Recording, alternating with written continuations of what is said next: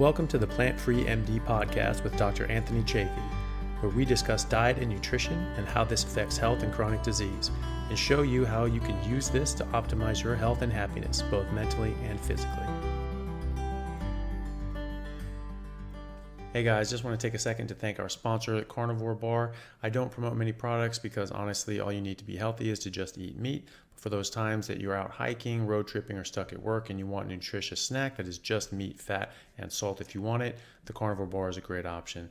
So I like this product not because it's just pure meat, but also because I want the carnivore market to thrive as well. And the more we support meat-only products, the more meat-only products there will be available in the mainstream. So if this sounds like something you'd like to get behind, check it out using my discount code Anthony to get 10% off, which also applies to subscriptions, giving you 25% off total.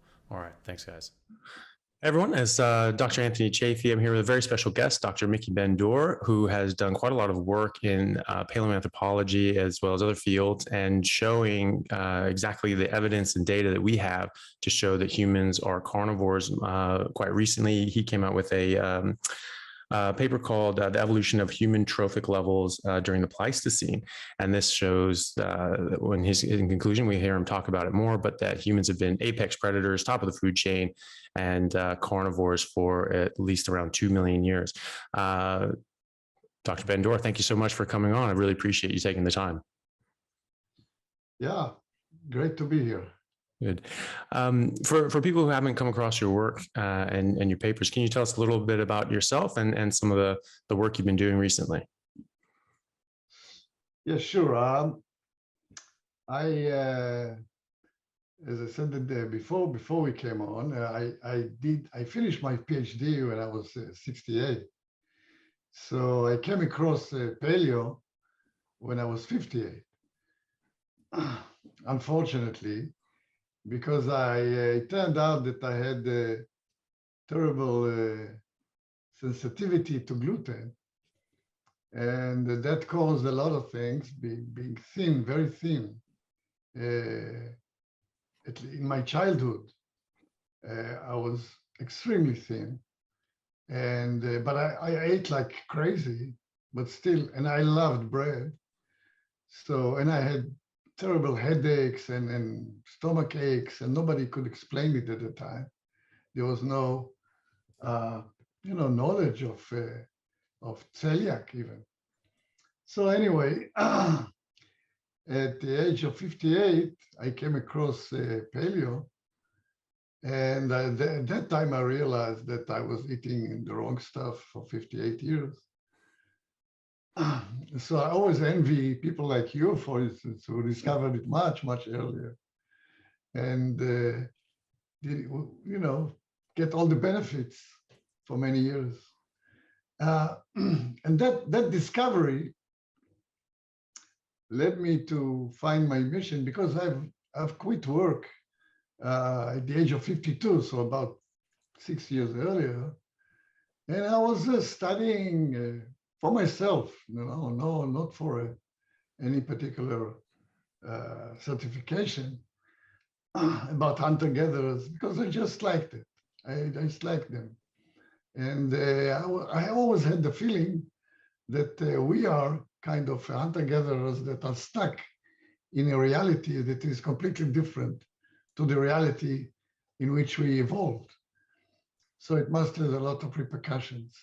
And I didn't think much about the food mismatch, but and then I wrote a book. I wrote a book about more about the mental aspects of being in that situation. And then I said, okay, let's add something about the mismatch, the nutritional mismatch. And to my horror, I started reading, the books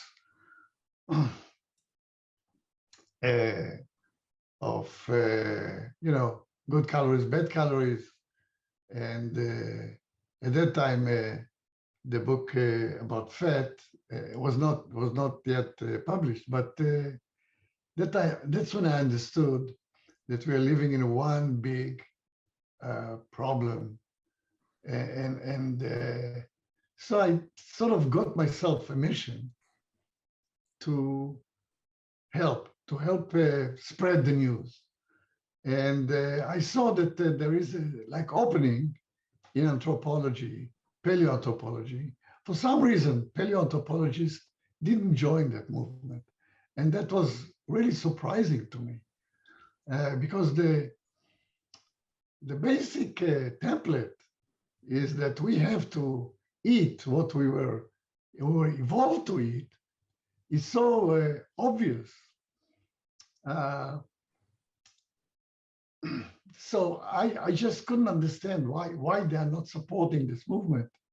And actually, I even heard or read some expressions against it.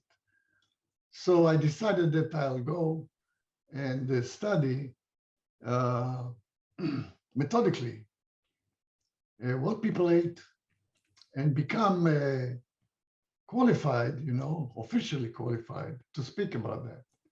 And that's how I came to do the PhD in paleoanthropology, or actually it's an archaeology, but in Israel, there's no paleoanthropology that's called paleoanthropology. So that paleoanthropology is actually studied in the prehistory section of the archaeology department. Okay, very good. So here I am. Yeah, that's great. And you came from a background in economics, is that right? Oh yeah. Yeah.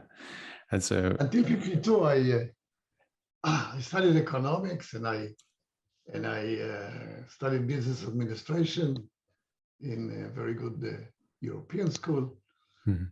And actually, I was offered to have a academic career at the time, but I had such a terrible ADD because of my gluten sensitivity that I just couldn't do it. Yeah. So I worked for 52 years in in commercial settings until I just had enough.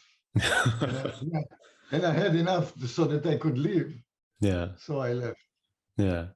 Well, I think that I've always like different economists, and like Thomas Sowell is, I read a lot of his work, and just like the analytical mind that an economist has to have to look at things very, very clinically and objectively, I think is very beneficial in any. I really wish I studied economics in my undergrad, just to get that way of thinking and logical.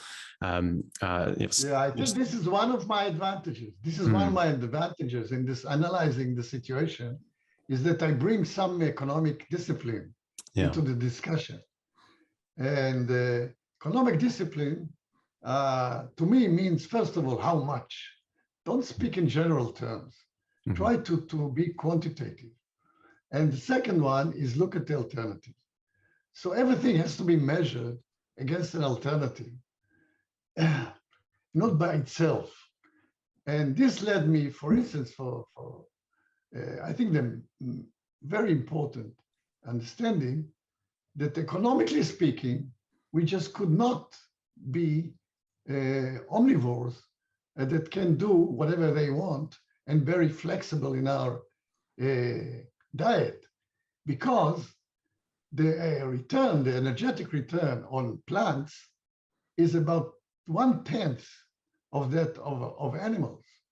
So it's like going to the supermarket and something costs 10 times more than the stuff that you bought until today. All of a sudden, something costs 10 times and you have to buy it. You would go broke. Yeah. So that's why humans could not live on plants, because the return on animals is so much higher. And we were acting like any species at the border of our energetic return. So, you have to maximize the return. Yeah. Yeah. I always like that in economics. It's always compared to what, and it's just, people say, oh, well, this is really good. Okay. Compared to what? What are you looking at? And if you don't put it in that context, things just don't make sense. And a lot of these arguments, when put in that framework, they begin to break down quite clearly, or be strengthened, and you say, okay, actually, no, actually, that does make a lot of sense, because you're comparing this to something else.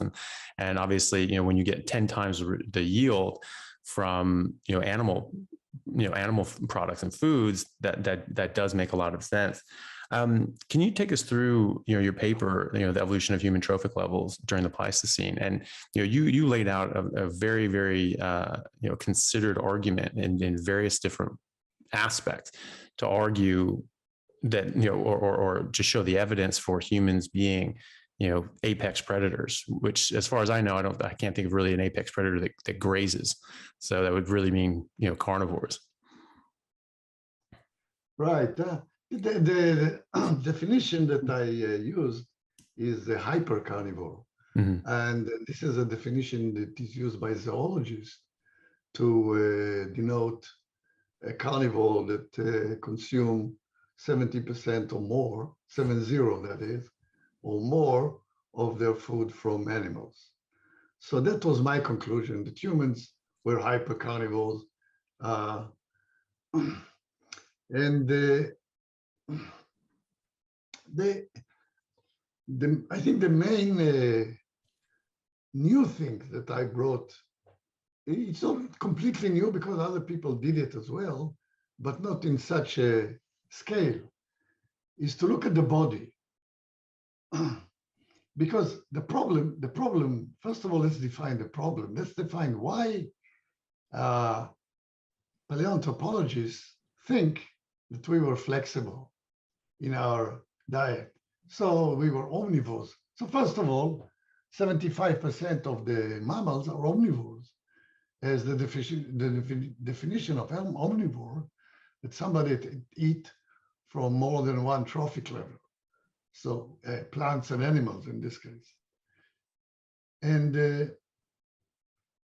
but that doesn't say anything about the quantity of plants and animals, or relative quantity, that these mammals eat. So yes, we are omnivores, but again, and also it turns out that most of the mammals, like 80% of them, are specialized. In other words, they are not generalists. They won't eat anything. They specialize in either plants or animals, and they complete their diet from either plants or animals. So humans, actually, the fact that we are omnivores does not mean that we are flexible. And I thought to myself, okay, the problem is that when you ask, or when people ask, what was the diet, they went immediately to paleoanthropologists. Unfortunately, these guys just don't have the tools to answer the question, but they don't know that they don't have the tools. So one tool, which actually is giving them the answer, is stable isotopes. The problem with stable isotopes, in which, by the way, most of the studies of stable isotopes show that humans were carnivores, but really top carnivores, until quite recently. And actually, when they moved from meat, they first of all moved to fish, and only then moved to plants, right at the end of the Paleolithic. So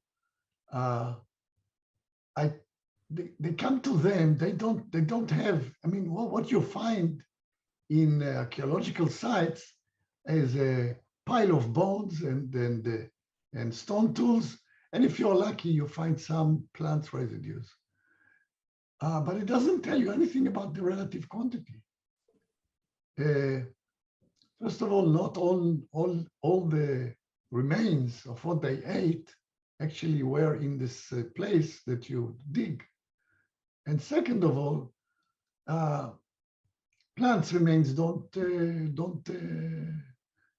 stay, are not discoverable easily, because they just disappear. So they actually tended to go to hunter-gatherer societies that they could see. So the main one being the Hadza, because the Hadza live in Tanzania, Tanzania is close to the equator.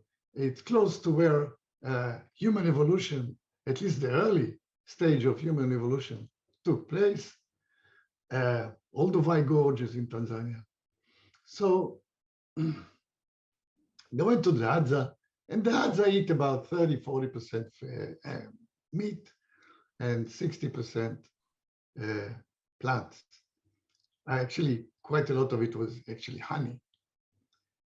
So I looked at that analogy, and it seems to me absolutely misleading in a very, very important way, because the large fauna that was present when humans evolved just is not there for the Hadza to take. They just don't hunt any elephants, they don't hunt rhinos, they don't hunt hippos. And actually, even if they did, in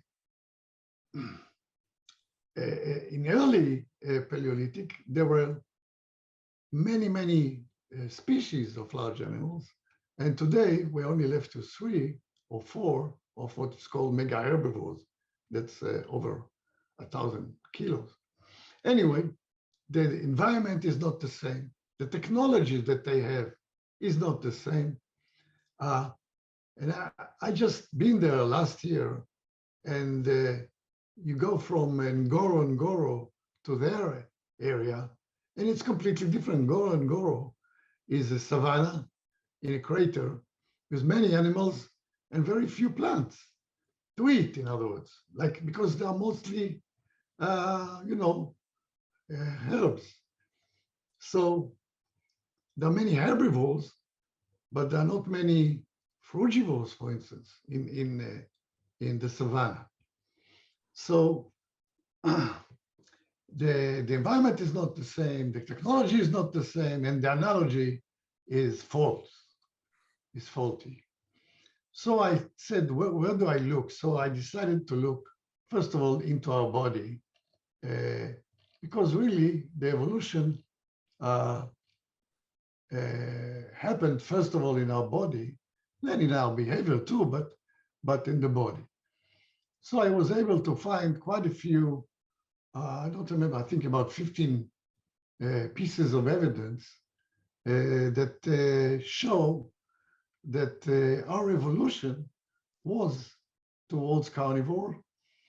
And the ones that I liked most are when other researchers compared omnivores or compared the other carnivores to us, and actually found out that we are in the same group with the carnivores. For instance, in stomach acidity, we even with the scavengers, so even more carnivore than the carnivore. But in fat cells distribution, in the weaning age, so that's the kind of evidence that I was looking for. And I listed them one by one and tried to group them into some groups in terms of the strengths of the evidence, like which ones are actually attesting to a change in the trophic level, and which ones are showing a specialization, because that is quite important. If you see, for instance, let's say, take gut morphology. So we have a long small intestine and a short large intestine. And this is the opposite of chimpanzee. So it shows actually a trend towards specialization. Yeah, because specialization is when you give up flexibility. Okay, and this is what actually this evolution caused. It caused us to give up flexibility to feed on a large quantity of fiber. Yeah, actually, most of the energy, the plant energy on the planet is stored in fiber. So a lot of animals, most animals, I don't know actually of one that's not, that rely on plants, make sure that they can utilize fiber. But we actually gave up that ability. So it meant that we actually specialized. And the third one, that was, like I said, the most convincing in my point of view, is that it put us in the same category uh, as carnivores. So this is the, let's say, the physiological. I don't know how into what details you want me to go. No, that's fine. Like, I mean, I think that the main thing that people talk about, and I've spoken to other people about this. They said, well, where are the randomized controlled trials? Where's the study that shows that humans are carnivores? And ignoring the fact that all the data that we have looking at different diets is all epidemiologically based anyway. We don't have a lot of randomized controlled trials showing anything in one way or the other.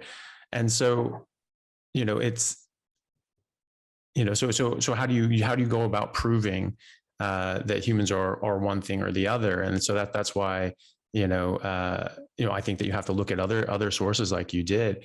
And so with how would you respond to someone saying like, well, where's your randomized control trial saying that humans are carnivores or not? Well, you see, randomized control trials are actually trying, in the end, to simulate reality. This is what they are, and we have to understand that this simulation will be flawed forever. Now, that's not my. I really don't put much faith in randomized control trial as far as nutrition is concerned, because you have very difficult time controlling the variables, and so really, if you look, yeah, I saw one of your podcasts with a nice girl, I forgot her name, and you're talking about anecdotes and what is the importance of anecdote. So I thought I'll talk about it a little bit myself. So I wrote about it in one of my posts in the, actually, traditional societies that Weston Price visited, they were quite healthy. But they didn't have any they didn't have science to speak of. So what they relied on was anecdotes. The thing is that anecdotes, actually, the difference between them and us is that the anecdotes accumulated in the memory of a small group and stayed there and were useful. But we just don't have a depository of anecdotes that will guide us.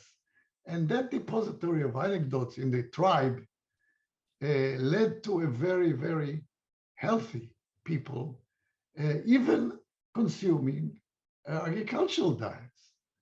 Okay, they didn't live to 100 or 120, and as Weston Price marked, the ones that ate meat were always looked healthier than the one that relied on the agricultural plant diet.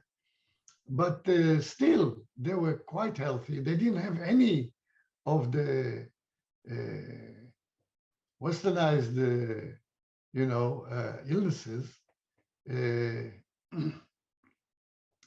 So they were quite healthy based on anecdotes that they accumulated. And this is the way. This is how we were.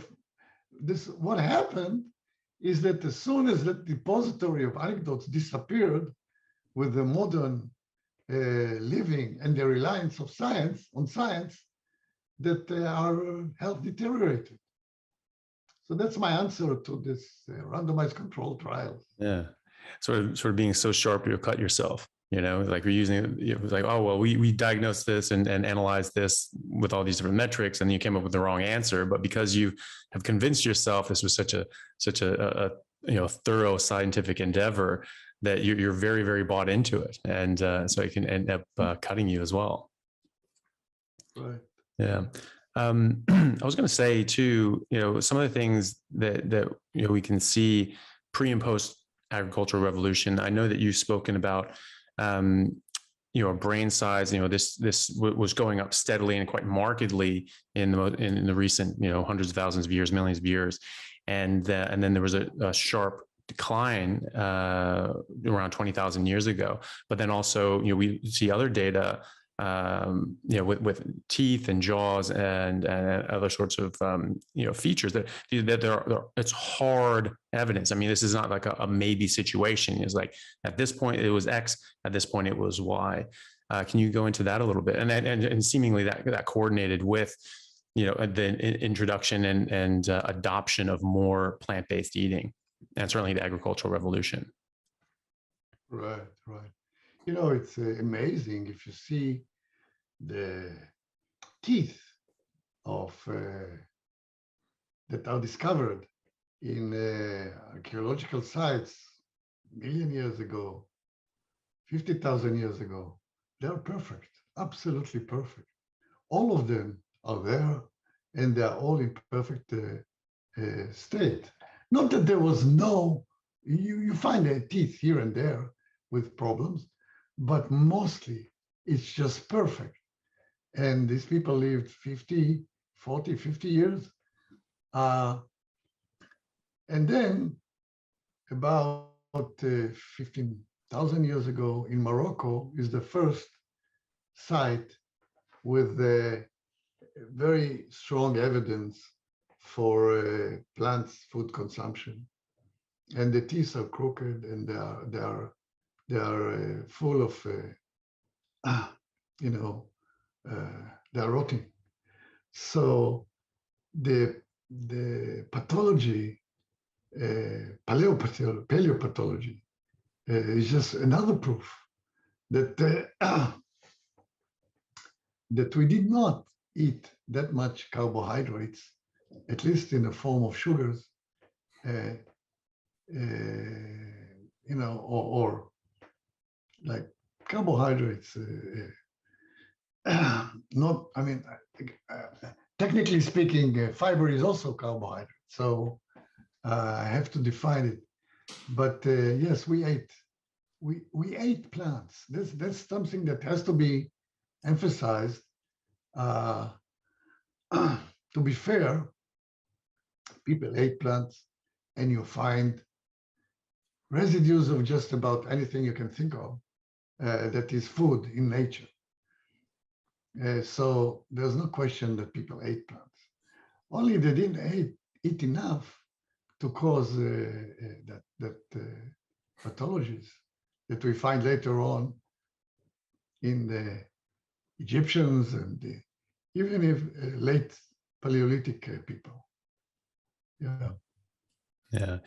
And then, so I guess, and that's the thing too, when you do see the evidence of people eating more plants and then getting more of the Western diseases or these sorts of issues. I guess you can start differentiating between, survival and optimization of your health as well. And while we may have eaten plants, if they were available, or if we needed to survive or use medicinally, that again would be different than eating them because they were optimal. And I think that that might. But they're not even the same plants. Yeah. Yeah. It's not like we ate. A hunter-gatherer that will go today to a supermarket will not recognize anything as food. Yeah. Apart from meat. Yeah. So. Yeah. But I didn't answer your question about the brain. I want to speak about the brain. Mm-hmm. So the brain started to grow about 2.5, 2.6 million years ago with Homo habilis. and then grew further with Homo erectus, grew further with Homo sapiens. And there were some species in between, but that's not the place to go into details. Anyway, so I asked myself, why? Why it grew? And this is, by the way, it's funny, but it's not a question that paleoanthropologists ask. Mm. I was surprised. And so I came up with the answer. I don't know if it's the answer, of course. It's a hypothesis like anything else in history, or definitely in prehistory, where you can prove nothing. Mm-hmm. But then I found out that large animals started to disappear much earlier than paleoanthropologists realize. Mm. And they all know about the late Quaternary megafauna extinction, which took place about about 40, 50,000 years ago, peaked about 20,000 years ago, 10,000 years ago. Everybody knows about that one. But I found out that it began much, much earlier. So let's say, I'm not sure when exactly, but 700,000 years ago. So the theory goes that in order to hunt smaller animals, you need to be smarter. And this is, again, something that paleoanthropologists couldn't imagine. I don't know why, but they thought, wow, an elephant is a very frightening animal. So it must have been very difficult to hunt. But it's not, because elephants don't escape. So you just dig a hole, cover it with leaves and branches, and wait. And an elephant will fall, especially smaller ones that are not as experienced as the big one. So he will fall. And that's it. You can finish it. He can't move. So it's actually very, very simple. I mean, you need courage. I'm not saying you don't, but thought to hunt larger animals is to limit their movement in one way or another, driving them into a canyon or something, or mud, for instance. That's also works. And then you can finish them with a wooden spear. You just have to make them bleed. So in the bleed enough time, you're not in a hurry because they're not running away. They die, and you eat them. And one of them will last you for a month. So hunting large animals didn't need much energy and also didn't need much brain. But when you start to hunt smaller animals, they become smaller and smaller targets. They move faster and faster, so they're more difficult to hunt. So you need to be smarter to hunt them. So you need to develop new tools. So you need to develop what they call composite tools that are composed of more than one system. So you have to have the wood, and you have to have the stone, and you combine them in a weapon system that is fast and can chase a small animal. So that's what happened, in my opinion. And that is that at the beginning, the brain expanded for us to become hunters in the first place. So really, and by the way, this is a general phenomena that predators have a larger brain than herbivores. Mm. Because really, you don't need much of a brain to go and eat grass. Yeah. But you do need some brain to catch an animal. Yeah. So that's how it grew. And but why it became all of a sudden smaller about 20,000 years ago? And it so happened that it coincides with the increased consumption of plants. Mm. Now, you can say, and I think that you said it, is that because they ate the plants, the brain became smaller. Yeah. That's a possibility. Yeah. But to me, it became smaller because they didn't need it. Mm. And evolution doesn't leave expensive tissue that it doesn't need. Yeah. So to grow or to become a farmer, I mean, I know there must be very smart farmers around, but at that time, compared to hunting, that you have to go every day and solve problems and know so much about nature just to be able to track an animal. Compared to that, eating plants and growing plants doesn't demand that much brain. So Yeah. that's my conclusion about the brain. Yeah. And it could be a combination of both too. We're not required, as well. And we're also not, getting all the nutrition and we're, Absolutely. curtailing it Yeah, with for sure. Yeah. For sure. Yeah. And then that the mass extinctions as well of the megafauna, that seems to coincide as well with the adoption of agriculture as well. Is that likely because Absolutely. Yeah. Oh, for sure. The animals became so small Mm-hmm. that they just could not supply the fat. And here we come to the fat side of the business. Mm-hmm. Because humans can consume more, like maybe 35% of the calories as a protein. So they have to complete it with something else, either carbs or fat. That's it. These are the three. And so smaller animals have less fat. One of the reasons is because they have to run and they have to escape. So they cannot rely on their size.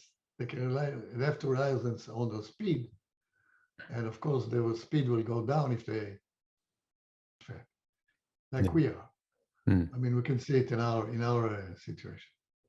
Yeah. So so the last megafauna extinction was so severe that just people had to start relying on plants more, and it just showed the fact that we moved to agriculture just showed that we could not rely on the natural abundance of plants. We had to grow them ourselves. Yeah. And that, I think that illustrates your point earlier about, comparing the Hadza to, our genetic origins.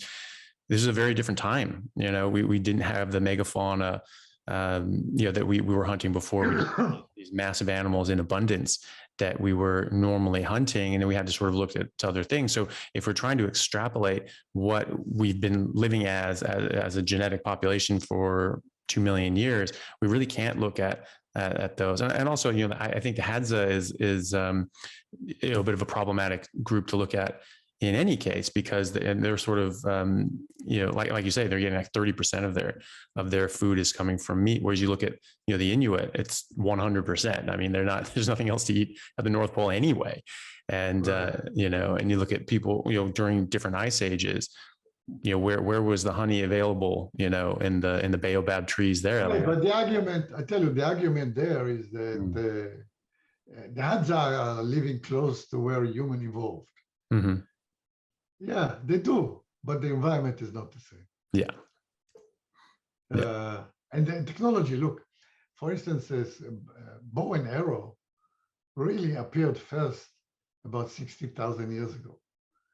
So for over 2 million years, we had to hunt without bow and arrow. So we had to rely on larger animals. We could not hunt the smaller, faster animals.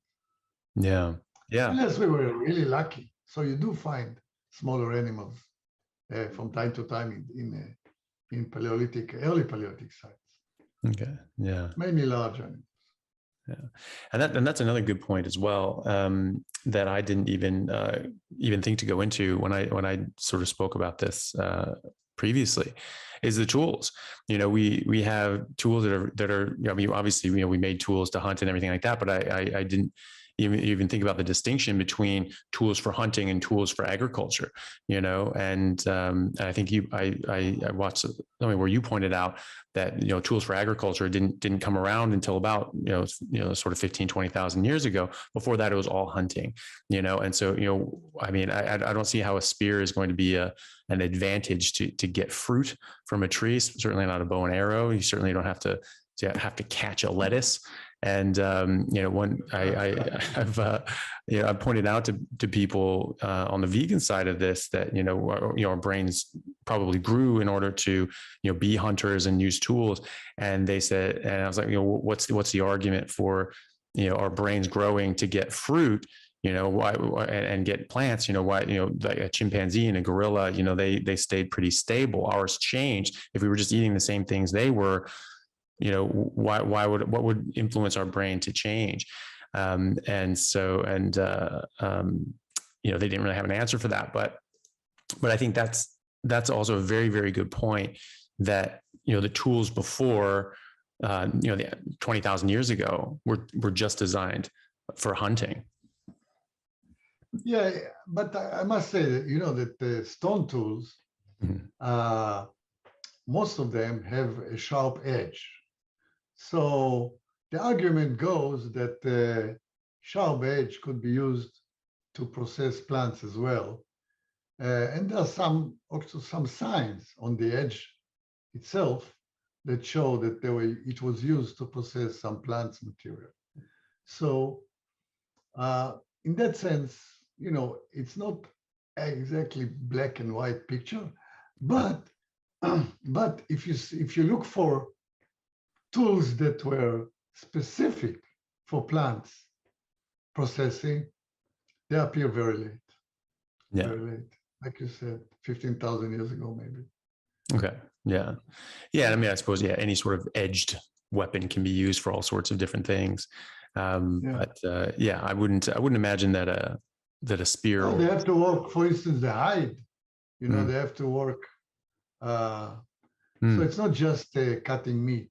Yeah. That they use the tools for. Yeah. Yeah, definitely.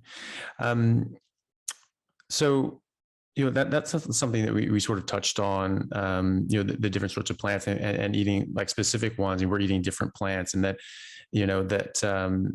that obviously certain plants have to be prepared in certain ways, or else they can be quite dangerous and poisonous.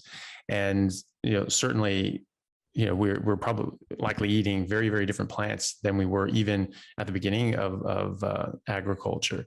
Can you talk a bit about that? On the differences in the plants that we're eating now as well? Well, it's quite obvious that the fruits, for instance, I once calculated that actually a chimpanzee gets most of its energy from fiber. Mm-hmm.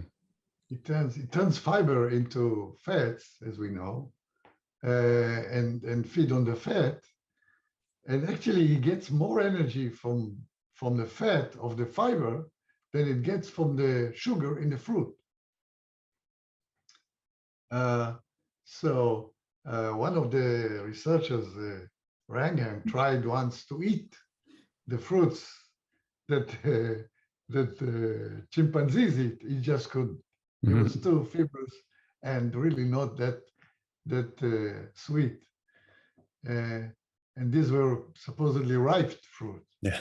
So the fruit is completely different than what we have. Tubers, again, they were bred to have less toxins and less fiber. All the plants that contain carbohydrates had that. You can see that the fiber, removing the fiber, was the main task. Okay, that humans took. They did it with, of course, with the. This is why grains were so popular because you can remove the fiber quite easily, mechanically, from the grains. So yeah, so that was the domestication, is the removal, is a one big enterprise to remove fiber. Yeah. And so, and then of course what you get is a big shot of sugar, when you eat it. Yeah. That's a funny thing too. Obviously we've had processed white rice and other grains that have removed the fiber and the husks and things like that. And then there was that fad that's like, no, that's where all the vitamins are. You want that. You want the fiber. So brown rice is better. Whole wheat, all that sort of thing. And now sort of coming back the other way, like, oh, actually, we really want to do white rice because it doesn't have all these other problems. So we just keep going back and forth. So I think that's funny. That's come back around full circle. To say that you actually want to eat white rice. And that's the thing too, we have these traditions of food preparation, especially with plants. And they obviously, like you say, this history of anecdotal evidence. You just have these traditions that basically like, hey, this works, this doesn't, and you have years and generations of learned knowledge. And like this is why people would peel potatoes and peel roots and tubers, and then now all of a sudden, just in the last 20 years, it's like no, that's where all the vitamins are. And it turns out it's like, well, yeah, that's where all the poison is too. It's this barrier defense against insects and animals boring into the tuber to eat it, or the fruit even. And this is why we traditionally would peel potatoes, which are nightshades, and that's where more of the toxins were. And and if they the Ethiopians, they eat teff. It's a kind of a cereal that they have. And the bread that they first of all, they ferment the teff for 2 weeks, 2 whole weeks. They just sit on it before they consume it. Now, as an economist, I tell you, this is expensive. To keep 2 weeks inventory, but they had to do it. And if you ask them why they do it, they don't know. They don't know. They just know that if they don't do it, they get stomach aches and they become sick. So, by the way, this is the anecdotes that we lost. This kind of, preparation. Yeah. The modern society, you eat without preparing. You don't even know. Most people that eat, grains and legumes don't know how much preparation went into it before pre-preparation, before cooking, in healthy traditional societies. So you have the blue, what do you call them? The blue spots, or whatever. The blue zones. Blue zones, yeah. But the blue zones are exactly the societies that know how to prepare the food, how to prepare or pre-prepare their food before cooking. So this is one of the differences between them, blue zones. There are other differences, but anyway, yeah, this is one. And then we think that we can eat anything. Yeah. Well, and thing too with like sprouted grains, people saying that's, you want to have grains that are sprouted and all these sorts of things. And I agree. If you're going to eat plants, there are ways of doing this to make it less of a problem. But but this just goes to show the principle that plants are trying to stay alive and they use defense chemicals to protect themselves. And so and we've sort of been out of that evolutionary arms race, keeping up with these defense chemicals. And so we have to do this outside preparation to make them less toxic to us. And so that just again shows the principle that plants are toxic. And so if you want to survive, that's one thing. If you want to live optimally and have the absolute best health possible, I would argue that you would really want to just avoid these things completely. I mean, even if you got them, devoid of toxin, just, zero poison level, it's still not going to have the nutrient quality of, especially fatty meat. And so you're still going to have this disparity in health benefit that you'll get from this, I think, anyway. Yeah, it's always a question of, how much restricted how restricted you want your life to be. Mm-hmm. And you gain health, but, you have to be very disciplined. I did all of them. I did paleo, I did the keto, I did the carnivore. No argument. Carnivore is the best. Yeah. Is the best. You feel the best. No question about it. As soon as you give up all the rest, all of them, not, and eat only meat, my God, this is the best feeling that you can have. Mm-hmm. But I will be the first one to admit that it's very, very difficult to maintain.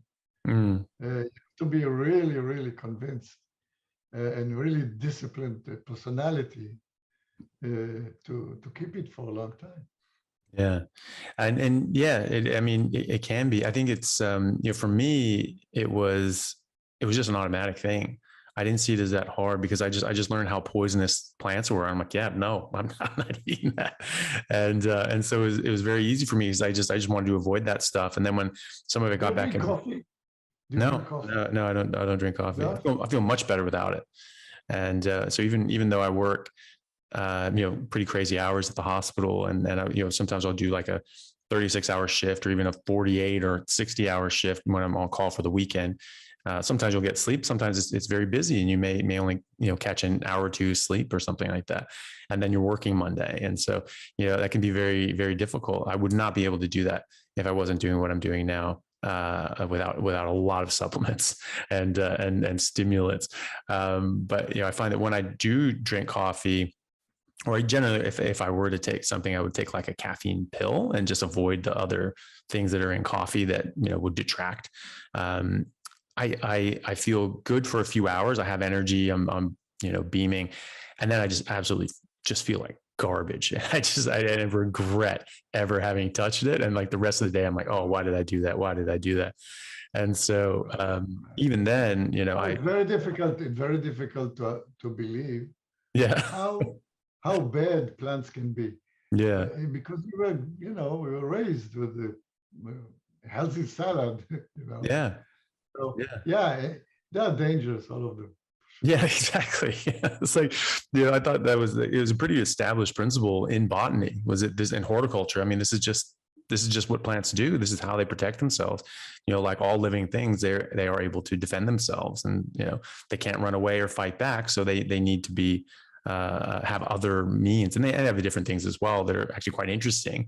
Mimicking caterpillar eggs and things like that, so that butterfly doesn't lay eggs on that leaf. But but by and large, they all use poison. As far as I know, I don't actually know of any plant that isn't poisonous to something. Yeah. Yeah, that they have more genes than humans, and they have more genes than other animals. Yeah. I think this is the main reason, is because they have to produce so many chemicals to protect themselves. Yeah, that's a good point. And you're talking about the being restrictive in the way we eat, as if you wanted to do a carnivore diet in the modern day and age. And there's someone I was speaking to who basically cured his major depression and other major issues, where he was suicidal for decades and just really wasn't able to function as an adult. And he reversed all of these things by going carnivore, and it really changed his life. And he's like one of the most, I think that's actually his handle on social media is the thankful carnivore. And he is so thankful because this is really giving him his life back, or giving him his life in the first place, because he was quite unwell for most of his adult life. And he was saying that, like, he doesn't see it as restrictive. He says, it's like major depression is restrictive. Diabetes is restrictive. Heart disease and obesity are restrictive. Like this is freeing. This gives me life. This allows me to live my life fully. And I like that sort of glass half full sort of look at it. Concentrate on the benefits, right? Yeah. And it does, I mean, that was sort of a natural for me too, was it's like, that's poison. I don't want that. And then when it did slip in, I would just not feel as good. And it would just be like, I don't like that. I just, so now I have a natural aversion to it. It's not, I don't go through sort of wishing I could eat things. It's becoming easier and easier as you follow the. Yeah, I think so. Yeah. Especially with that sort of positive mindset as well. Right. Yeah. Right. Which sort of leads to the question, what does the good doctor eat now? What are your dietary habits now? Right now, it's very recent, but it's just meat and water. Oh, good. But it's very recent in the last few days. Oh, good. Yeah, I was with my kids in New York, so we ate, and it was quite impossible to keep it, but just meat and water. That's it. I decided that's it. At my age, I don't know how many years I have left, but these years I would just do meat and water. Yeah, that's it. Well, I think you're going to have a lot more years with meat and water than you would otherwise as well. Hopefully, yeah. Well, that's the idea. Yeah. And so now, like, are you just doing just like red meat or any sort of meat, and obviously going for fatty sets as well? I try to do red. My wife insists on buying chicken from time to time, but I have a little problem with that. To guide my wife towards the more expensive meats. But I eat quite a lot of liver. Mm-hmm. I love liver. Mm. But again, I don't think it's healthy to eat a lot of liver. Mm. So I try to limit it to once a week, but sometimes I do twice a week. Yeah. We buy all kind of meat, head meat, Mm-hmm. I don't know how you call it in English, but the meat of the head is like cheek and jowls and brain and things like that. Well, the head, yeah. Yeah. The brain, I eat brain as well, but not the brain. Mm-hmm. It's very, very tasty and very fat. Mm-hmm. So any red meat, especially like you said, fat. Mm-hmm. Israel meat is very expensive. So ribeye, I could live on ribeye, but it's just unbelievably expensive. So bad. Yeah. I think everywhere it's basically doubled in price in the last year. I was basically just eating ribeye. I would get it in bulk from Costco, and it was much cheaper that way. And now it's literally doubled in price from Costco as well. And so I just said forget it. And now I'm just doing like New York's mostly, and then just like we'll melt some butter onto that as well. Usually it was double in the first place. Yeah, exactly. yeah, it's unbelievable how much it costs. It is like maybe if I can try it at $40 a kilo, $50 a kilo. Oh wow, so, yeah. It's like 20 something dollars a pound. Yeah, and that's US dollars. So in Australia, that'd be, for people in Australia, it's like add on another third to that, and so that would be quite expensive. Yeah, even more. It can even cost $70 sometimes. Jesus. $70. Yeah, which is not, that's not really reasonable. Yes, just to try to be eating that every day. I mean, it could. It's to me, actually, to me, it was reasonable, but not to my Yeah. if it was up to me, I would have bought it. Yeah, yeah. It's usually the other way around. It's usually like, husband's just like, can you not spend so much money? And I was just like, what are you doing, chicken? This peasant bird? Like, let's go. By the way, birds, I wanted to say, people did not consume birds for meat. I mean, the birds are, there's very little evidence for birds as meat source. In very different, very special situation, very seasonably, with nets, you can get, reasonable quantity of meat. But really, like when the birds migrate, so it's like what, one day a year or whatever.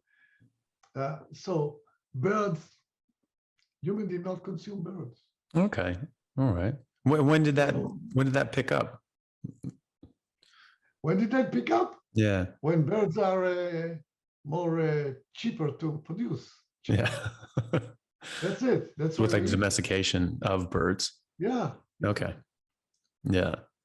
Yeah, because I mean, there isn't much meat on a duck, and if you're trying to get that thing with a bow and arrow, good luck. They're just too difficult to catch for the reward, for the return. Yeah, absolutely. Yeah, that's a good point. And then you talk about fat as well. Fat being something that we went after. What sort of evidence do we have of that we were going after the fat, and what is like an optimal fat ratio for humans? Okay, the evidence, the one that I don't know the name of the genes, but I bring a paper in the paper that you mentioned. I cite a paper of one researcher who compared humans to chimpanzees, and he said that actually humans turn off genes that allow them to consume more fat, and chimpanzees turn on genes that allow them to consume more sugars. Okay. So humans actually evolved to eat more fat, no question about it. The pattern of hunting animals also show that humans were concentrating on fat. The main one, the really shocking one to me, is that humans specialized in hunting prime adults. Prime adults are they're 2, 3 years old already, 3, 4 maybe years old animals that already passed their growing stage. And they contain, in general, more fat than the young and the old. So the young grow, so they cannot allow themselves to have a lot of fat reserves. And the old already don't eat well. That's the way that usually they die, is because their teeth become inefficient. So they don't have a lot of fat. So the prime adults have more fat. Now, for a predator to concentrate on prime adults doesn't make sense, because these are the guys that run faster, more experienced, more alert to the hunter. So they are more difficult to hunt. But yet, humans specialized on hunting them. And again, as an economist, there must be a very good reason for somebody to spend more energy to hunt a special segment of the population. And the only reason I could find was that they have more fat. Otherwise, there's no reason whatsoever that we could find for that behavior. So, and also in that case, you can go to ethnography and you can find, I don't know how many, but many, many examples of recent hunter-gatherers that say that we hunt for fat. We want fat animals. And in Australia, for instance, there are 2 evidence that I cite, I think, in the paper, or not in that paper, in another paper, that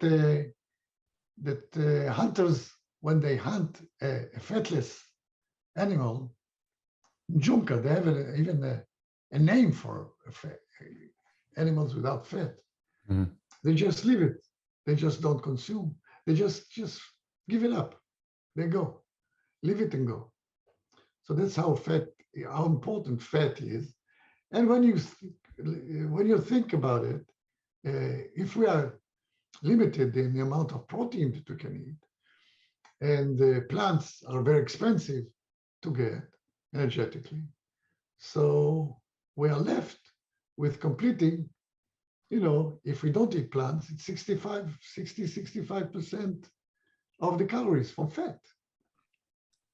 Yeah. So that's what I think was the case in most of the Paleolithic, is that we ate about 60% of our calories, 50, 60, depends, from fat. Yeah. And you mentioned Australian Aboriginals. I actually spoken to a few down here, just in the hospital setting, and just got into this conversation. And they were sick and unwell, and they sort of brought up that this could be to do with things that they were eating. And the one gentleman I was speaking to sort of looked at that and said, it's like, yeah, when I was a kid, we only ate meat.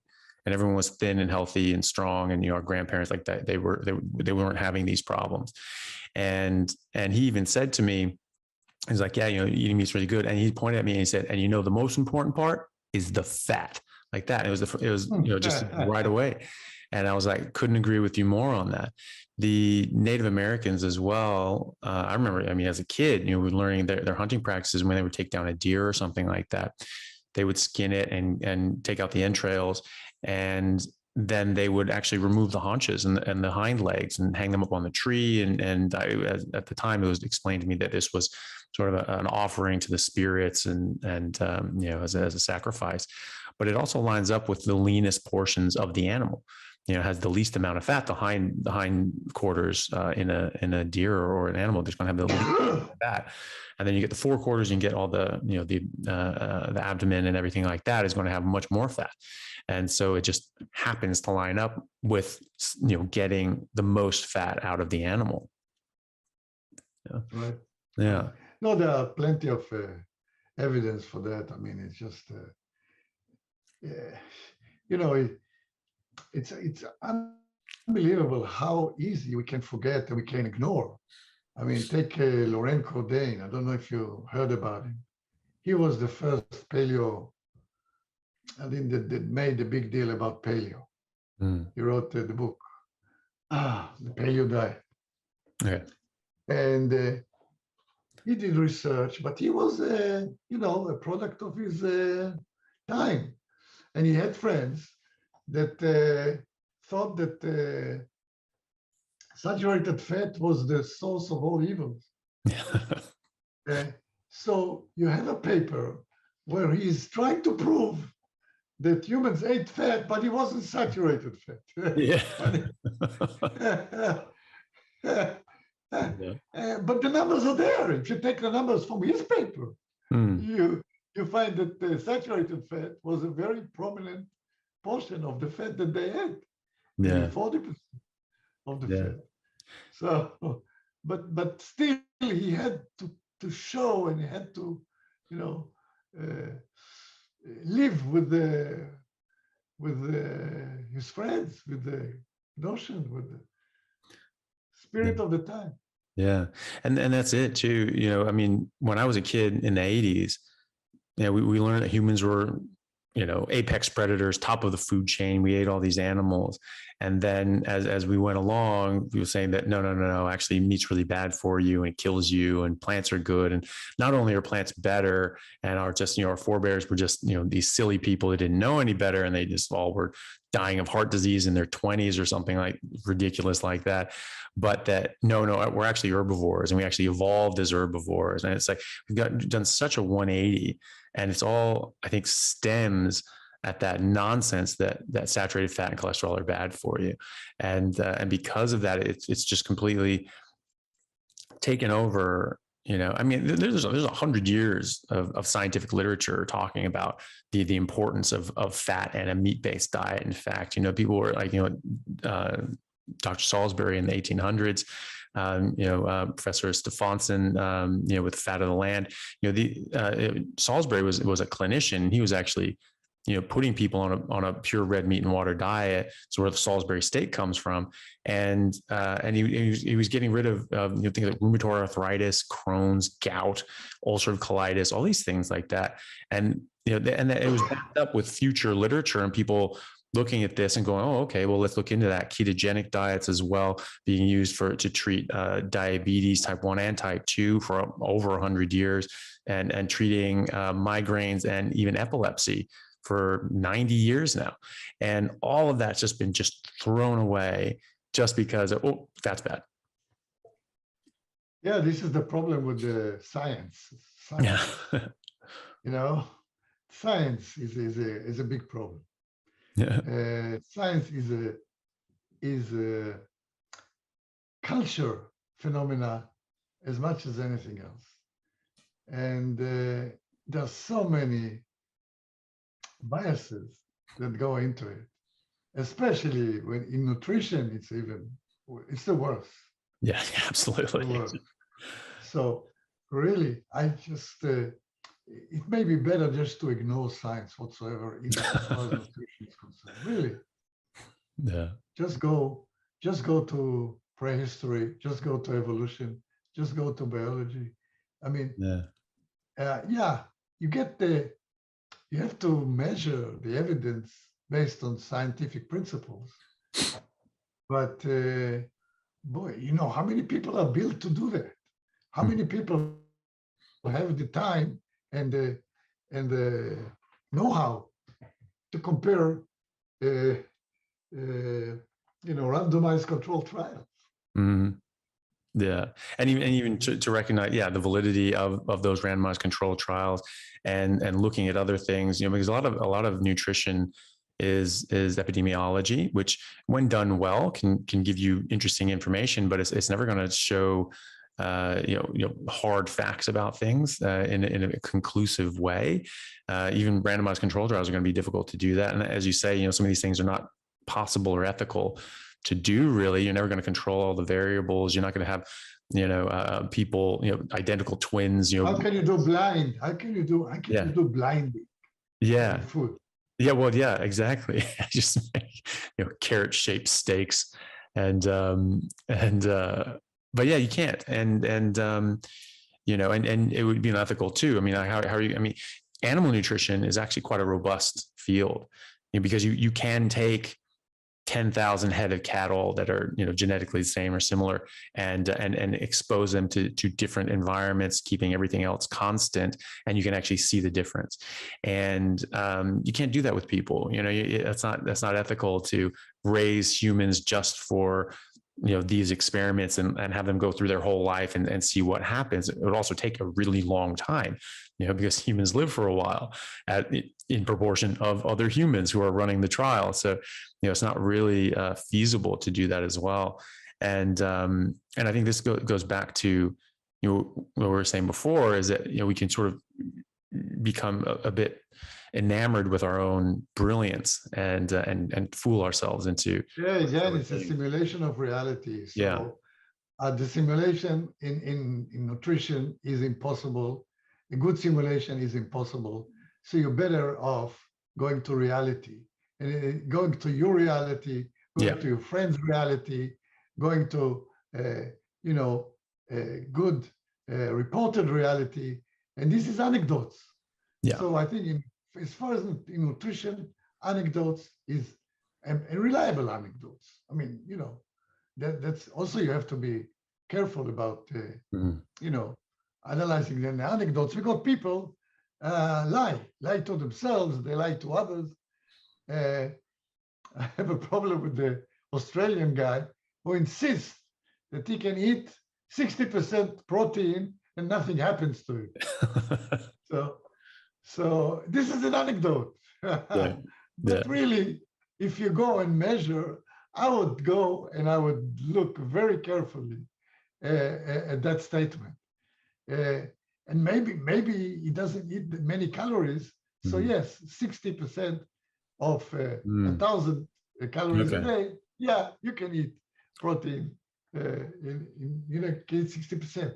But Yeah. anyway, the anecdotes also have to be uh, examined and reported in a good way. But in my opinion, this is the way to go. Look for Yeah. good anecdotes. Yeah. I often quote Richard Feinstein, or sorry, Richard Feynman, the physicist. Finally, yeah, Yeah, where he said that, it doesn't matter how brilliant your theory is, and it doesn't matter how smart you are. If it doesn't agree with experiment, it's wrong. And that perfectly displays what you were talking about, where you were trying to simulate reality, but you're never going to simulate it perfectly. You're never going to get the entire complexities of the world and certainly human life down to a T. Einstein, obviously, who Feynman worked with on the Manhattan Project, he we thought about, we have this theory of everything, you could prove everything, and all this sort of stuff. I mean, they were working on the idea that our galaxy was the entirety of the universe, because we didn't know there was anything more than that. And if you had that sort of finite space, maybe you can figure something out. Obviously, there's billions and trillions more galaxies out there, and clusters of galaxies, super clusters. So you're really not going to figure all that out. You're never going to get all the variables. But what Einstein did, he still held to that principle. Whereas he's like, if I can prove this mathematically, we can look at that. But then they would look and experiment and actually look at reality and look at the real world around them. And if it didn't match up, he would throw it out. Whereas, other people say, no, I proved it mathematically. It has to be true because math is always true. It's like, well, only if you're working with a full data set, and you're not. You never will be, and especially if it's not lining up with reality. So I think that's exactly to your point, that you need to actually just look at reality. Experiments are nice. Randomized control trials are great if they're done properly, but that's not a substitute for real life. right, right. And the other thing is that they normally report averages.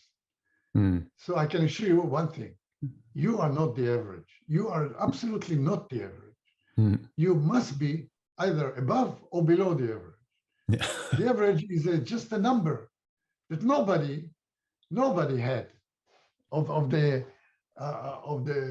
the population that were examined. Yeah. Yeah. So start to look at the spread of the data, and you realize that the information is useless. Yeah. In many cases. I'm not saying Yeah. I'm talking a little bit harsh here, Mm-hmm. but maybe there are things that, yes, there are things that we can learn. By the way, most of the paleo experiments were quite successful. And again, that's paleo with a bias against fat. Yeah. Because they took a Laurent Condé book and said, this is paleo. So Right. what do you call paleo? That's another thing in nutrition. What do you call low carb? What do you call paleo? What the names that they give to things, is also funny. I mean, this is. Yeah. Well, I would call carnivore actual paleo, because that's according to the actual data. That's the real paleo. Yeah, exactly. Carnivore is the real paleo. Yeah. Yeah. Yeah. Yeah. That's funny about averages. I remember, who was it? George Carlin, the comedian. He had a joke where he said that, the average IQ is 100. And so if you think about it, because it's an average, half the people that you meet will be below average intelligence. And it was just like, whoa, yeah, that's right. It's kind of funny to think about.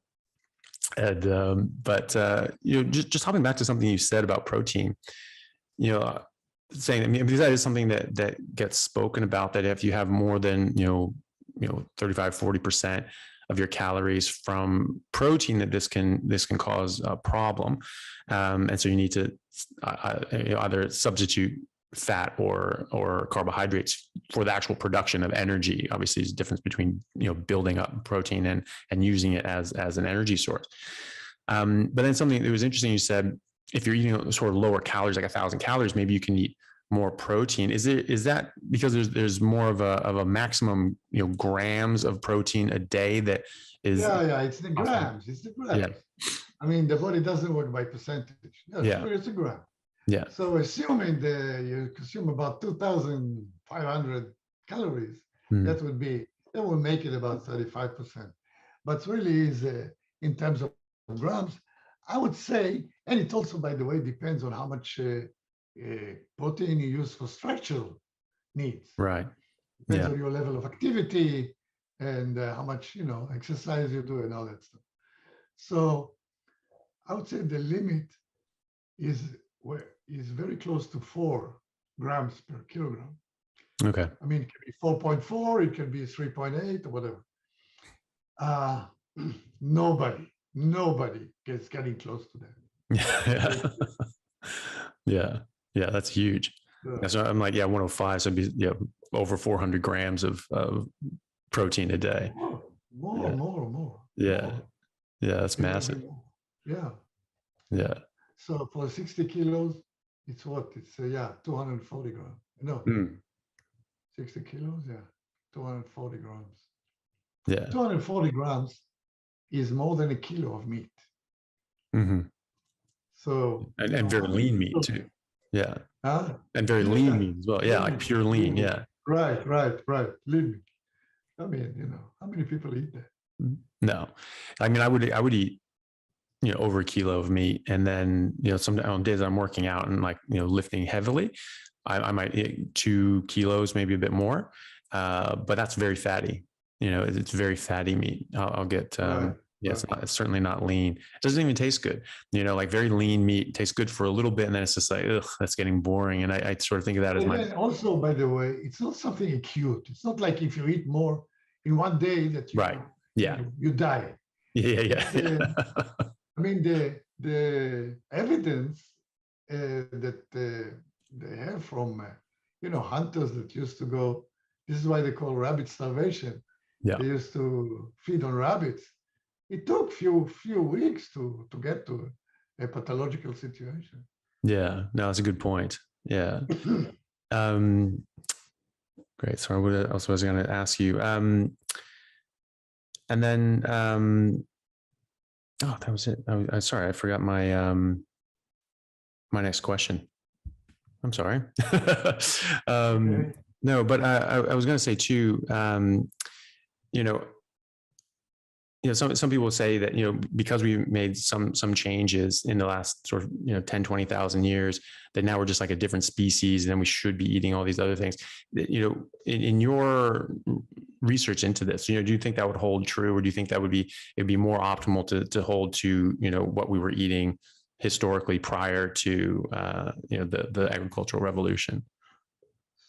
Okay, so my position on that is that yes, we went through some evolution. Evolution happens all the time as we speak. It never stops. So yes, I believe that we have more and more people that are getting more adapted to consuming large quantities of carbohydrates, and even getting maybe somehow to manage to absorb more or to get along with some poisons. And the problem with that, and we did. I mean, take milk, for example. Yeah, some people are sensitive to milk, some people are not. Fructose, some people are more sensitive to fructose, some people are not. So there is a variety in the population, and there always is. I mean, this is what moves evolution. That there is one of the conditions is that there will be variability in the genes of the population. But how many of us know whether we are sensitive to milk or whether we are sensitive to, to anything? So we just don't know. We don't know unless we try it ourselves. And also there, some damage may accumulate over 20, 30 years. and you don't know about it, and then it appears. So oxalates, all kind of stuff. So we don't know. That's why I treat paleo as a safety tablet. Mm. And I just forget about it. We just don't know. So let's be safe. Okay, it costs with restriction, but in my opinion, it pays. Yeah, I guess that's a good point. Is that whether or not you come from people that are a bit more adapted to something, carnivore being a safety catch. Well, we know that's safe. We know that's beneficial. We know that works for us. And so, maybe you can get away with drinking coffee or doing something else, but that this is a safe starting point. Maybe you can venture out from there. I mean, I don't want to venture out from there because I like feeling at my best, but it's something that you can at least use that as a starting point, and then branch away from if you want to, and see how it goes. Yeah, that's why I told you that I'm so adamant that I will now from now on be carnivore, because now in New York, yeah. I tried not to be, and Okay. Yeah. boy, was I punished. Yeah. No, Yeah. yeah. And so how do you feel now that you've gone just pure meat? Crazy. I mean, it's absolutely fantastic, fantastic. No question. I mean, you forget about anything else. You live, you spend all your thinking to other things. You just don't think about food, and you don't think about aches here and there. You're just so alive and so feeling so wonderful, wonderful. Yeah. Yeah. I know. I mean, it's not a surprise to me. I used to be a carnivore, and then I left it for a while, and coming back now. Yeah, I think some people, friends of mine that went carnivore sort of around the time I did, years ago. From my influence, they they did for like a year and they felt great, and they sort of slipped off of it. Usually because alcohol, people like to drink, and then they think like, well, I'm gonna drink, just throw the whole thing out. Which of course you don't have to do. You don't have to eat more poison just because you had some poison.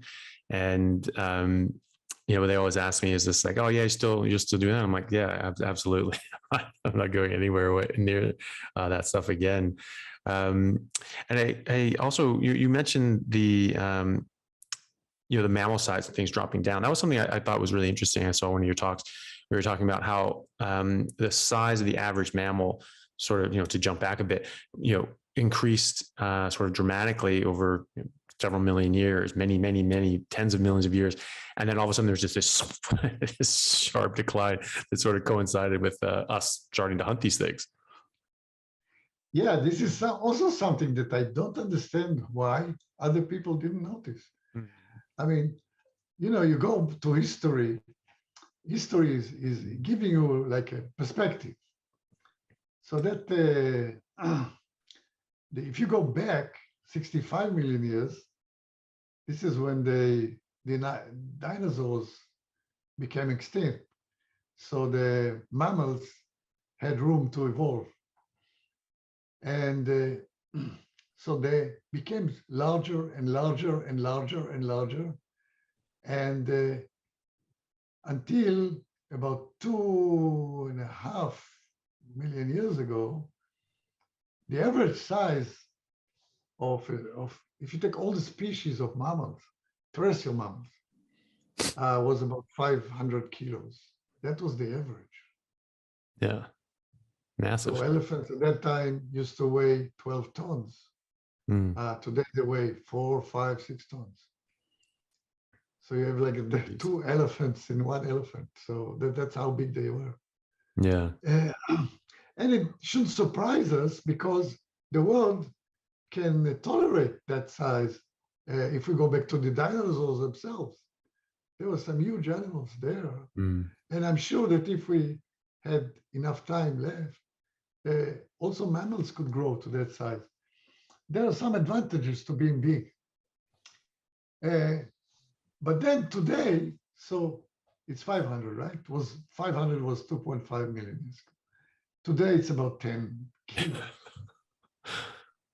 So what happens in 2.5 million years that didn't happen in the 65 million years before that? Humans. Mm. That's the main. And we know that humans hunted large animals.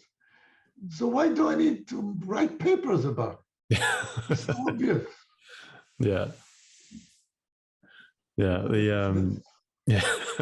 Well, I think it's a good thing too, coming from your background in economics is you were, you didn't spend your whole career in academia and beyond in paleoanthropology and learning, the boundaries of the known universe. You came in from the outside and started asking different questions that people hadn't asked before. It's Yeah, you're right. You're right. advantage. I had some advantage in that sense that I didn't grow inside the discipline. Yeah. There's a reason they call it discipline. Yeah. Yeah. I think there was I think it may have been a Thomas Sowell book, but he was pointing out a similar phenomenon in anthropology, that a lot of people that made a lot of the great sort of leaps in understanding were layman novices or had nothing to do with archaeology, anthropology, and they just sort of looked at it and were just interested in it and said, oh, and they had a different take on it. And that is the definition of thinking outside the box, because you go to school and you get taught the box, and this is the limit and the boundaries that you live in, and you just live inside this box. But these people are outside of this, and they look at it from a different angle, and they can see things in a different way. There's a good example to that. The theory of tectonic plates, right, moving. Mm-hmm. That theory was, I don't know if it was the first, but really was the leader in introducing the theory. He was a meteorologist. He wasn't a geologist. Mm-hmm.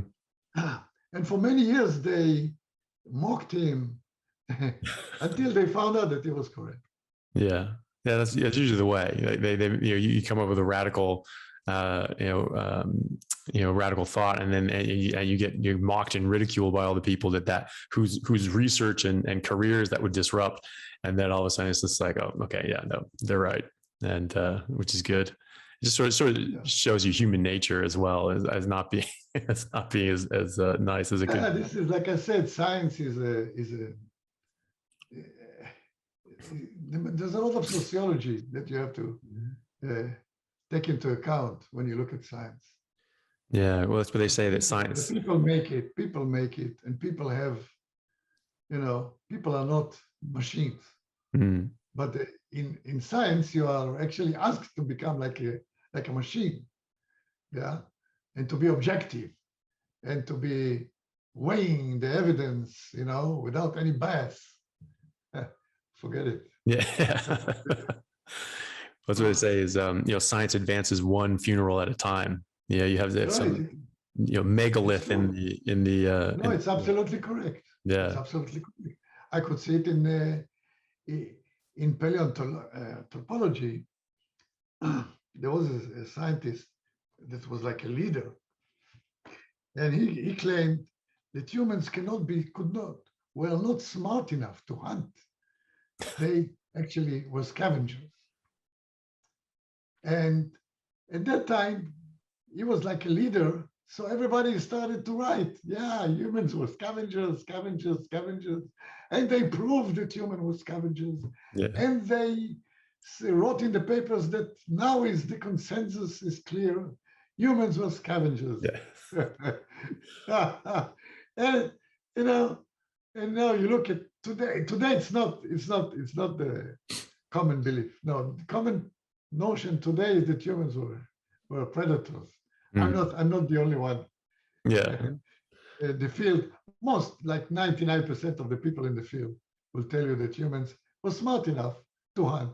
And one of them came up and said, look, chimpanzees hunt. Yeah. Why humans can't hunt? Yeah. He had to remind them. Yeah. That, yeah. And it took him to retire for the sense to come back. Okay. Yeah. I mean, and he contributed, by the way, I must say that he contributed a lot to archaeology and to paleoanthropology. Yeah, in a field he was a real genius, but he was Yeah. wrong. Well, I mean, that's the thing too, is that, you can't necessarily get everything right. And, or not every, not every time anyway. And because he had so much credence in all the other things that he was doing, probably gave him, that standing. They said, well, I mean, this guy's saying it, it's probably true. He backs this stuff up, and maybe he had good reason Also, for. you want to publish, and you want to publish, and Yeah, his you friends do. are sitting in the right places, and Yeah. they reviewing your papers. Yeah. And Yeah. oh boy, it's a mess. It's a big mess. I don't want to go into it. Yeah. But science is a big mess. Yeah, it is. Yeah. Well, that's the thing, is when people have their own personal interests to protect as well. And my brother-in-law did his, he was like a programmer for Google and did his PhD in computer science at MIT, and now is a professor at the University of Washington in Seattle. And he did his PhD in theoretical quantum computing. So, we don't have quantum computers yet, but he was showing mathematically what we could do when we got them, which we Right. so it's quite a really far out there, very intellectual field. Not many people are in it, and as you would expect. And so he was publishing these papers saying, hey, and challenging certain things, saying, hey, you can look at this a little different way. You can do these in these ways. And he wrote these papers showing that and showing that, mathematically. The whole idea was basically that there's this part of theoretical quantum computing that, like, you basically need these big, massive, specific equations to use. And his whole paper was arguing, you don't need to use those. You can do them like this. And he sent these things off for publication, and it must have been like just the only guy doing the proofreading was doing the peer review for every single paper journal, because he kept getting these things back. And it's just a note on it. It's just like, for this sort of quantum computing, you need these kinds of equations. I didn't see any of these equations in the paper, therefore it's rejected. It's like, buddy, if you read the paper, it would have told you, like, it was arguing against doing that. And so, but this guy just like flipped through it and like, I don't see an equation here, throw it out. I mean, what a jackass that guy is. But, but that's his view. Like, nope, this is it. And he is the gatekeeper. He was a guy. And that's how paradigms are built. Yeah. I mean, the gatekeepers are, holding the paradigm. Yeah, that's it. I mean, the theory that I told you right now, that, why the brain grew.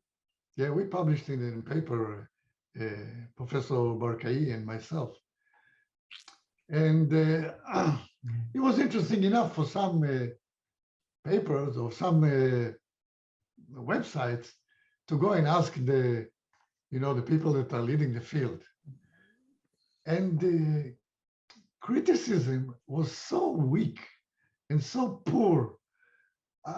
It was just disappointing, really.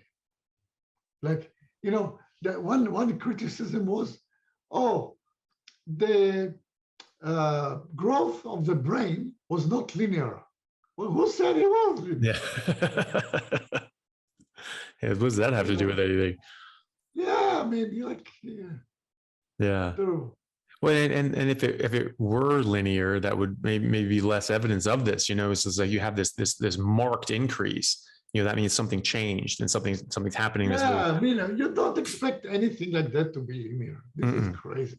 No, and yeah, I think who said it is linear? Yeah. How is the theory dependent on the linearity of the growth of the brain? Yeah, I think that's so funny too, because, like, so many times people will say things like that, and it's just like they can just make these offhand comments, and maybe that works in some circles. When you point it out, it's like, okay, and why does that matter? And they're like, shit. I would love to hear what they had to say about that. Like, and okay, so go on. Like, what's the rest of your argument? Why does that even matter? I think a lot of times when people discussing almost anything, they get so used to being in certain circles that they can just say the same things over and over again, and no one challenges them on it. And then when someone just goes, okay, why does that matter? All of a sudden they're like, they realize that they haven't actually based it on much, and it doesn't sound like they did either. Yeah. It's I tell you, it's difficult to get people to change their minds, and it's difficult. It's just difficult. It's difficult for scientists to change their mind. Although I tell you, the most successful ones are ones that are changing their mind very quickly. Mhm. The more flexible you are, the more successful you are as a scientist, in my opinion. Yeah. You have to change. You have to keep an open mind all the time, Yeah. I and think it's not that. Yeah. afraid to say. I mean, the best archaeologist in Israel that I know is the one that, like he said, I think I told 3 times. Oh, I was wrong. I was wrong. I was wrong. Mhm. Yeah, he admits that he was wrong. He finds Yeah. something better, and he made progress. Yeah. Well, I can admit I was wrong to ever eat lettuce. That was wrong. Should never have done that. Yeah. Can you tell me what are you working on any projects now, or what sort of work you're doing these days, or anything that's catching your interest? I actually have 2 papers that I'm in the process of publishing. I haven't submitted them yet because my partner didn't have time to look at them. But that they will go out. One of them claimed that fire was first used, and this is, by the way, again, the economist in me. Fires were first used as protection from predators and not to cook, Okay. because cooking doesn't add that much energetic return as protection from predation. If you hunt the large animals and you sit on it, you can sit on it for a month or a week or 2 weeks. If some predator comes around and take it away, you lost a lot of energy. Yeah. And you don't gain that much energy from cooking tubers. So that was one paper, and another one that also again tried to prove that this decline in prey size started many years ago and not just in the last 50,000 years. We published one paper that was quite comprehensive and on the Levant, on the area that we live here, which is a very good area for archaeological studies because we have many sites, and it is very narrow area. And you see, on the way from Africa to Europe, you almost must go through this area. So there are many sites for many periods, and we proved that the prey size declined markedly. So now I'm trying to extend it and show that it happened in Africa and Europe as well. Okay. And then I write a book. I actually wrote a book 12 years ago, and that I actually told you about. It's the one that when I wrote about the general implications of the hunter-gatherer being in modern society. So this is concerning anxiety and everything that mentally happened to us because we don't live anymore in a small group, and we are dependent on people that don't know us and that we don't know. So it brings a lot of stress into our lives. So that was the book that I wrote in Hebrew 12 years ago. So now I'm sort of translating it to English, and I'm actually rewriting, translating, so half. And I will publish it. I think I won't bother with going through publishers. I will just do Amazon, what you may call it. Self-publication sort of thing. Yeah. That's it. And then I have 2 other books that I want to write. Both of them actually summarizing all the theory of human evolution, that what I understood about human evolution, which of course, include the nutrition.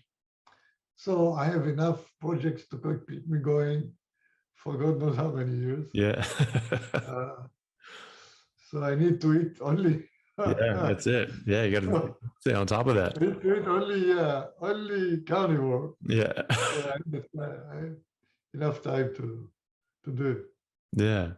That's That's really interesting about the fire. What did you find that made you think that this was more of a started out more as a defensive? I know that some people, or I've heard people talk about that it might be have been used even in hunting as well. You sort of set fire to some grasses and that'll spook, some mammoths over a cliff or something like that as well. Did you? I don't even know how they proved that or that was just a theory. But what made you think about that? Well, you see, this was a major problem in human evolution is from when you get off the trees, how do you protect yourself?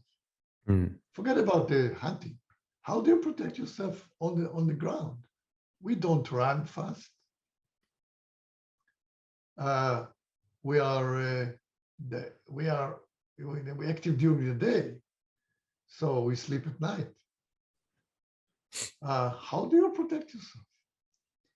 And still, you find primates, even terrestrial primates like baboons, but they sleep on trees and they go up to the high mountains to sleep. So it's a major problem for terrestrial animals to protect itself. Most of them don't sleep, herbivores. Mm. They just don't sleep during the night.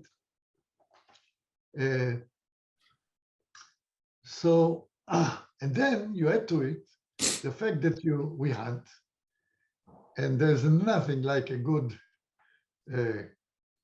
carcass in the savannah to attract predators. Yeah.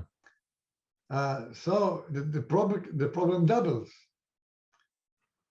So the question was asked. I was not the first one to ask it. How do you protect ourselves? How did we protect ourselves? And the obvious answer is by fire. Mm. But fire costs, of course, energy.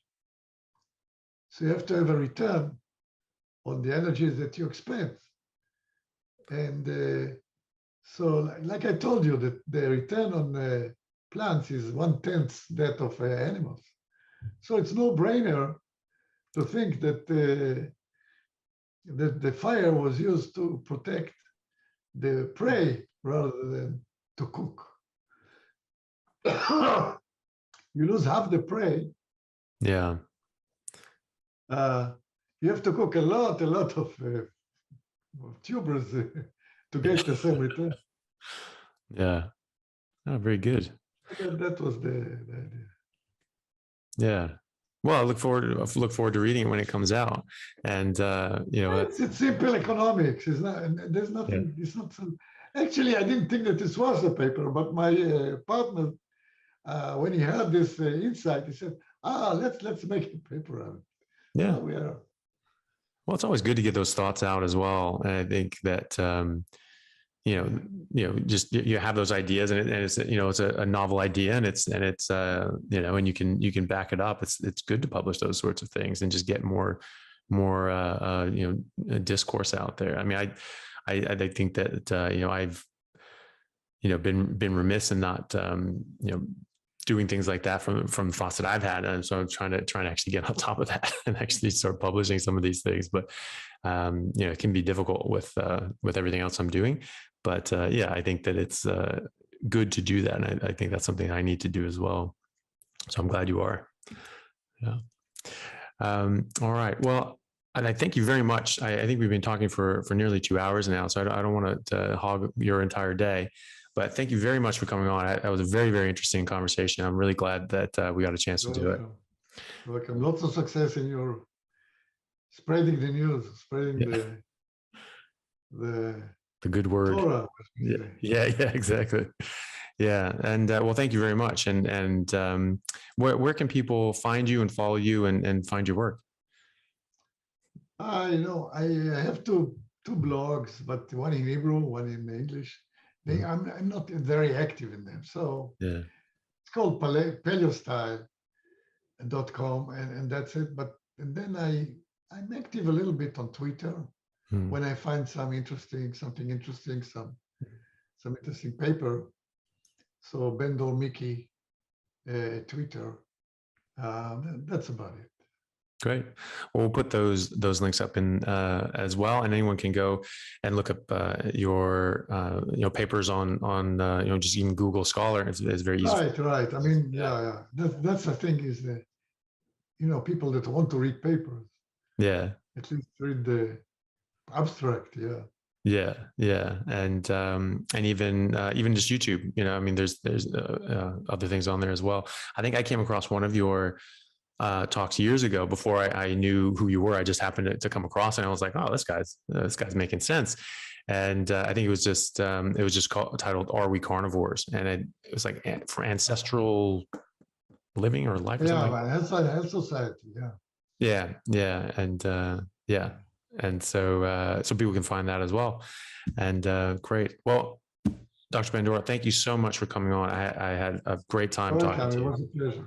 Yeah. It was a pleasure. Great. Hope to do it again soon. Thanks. Take care. Thanks. Bye.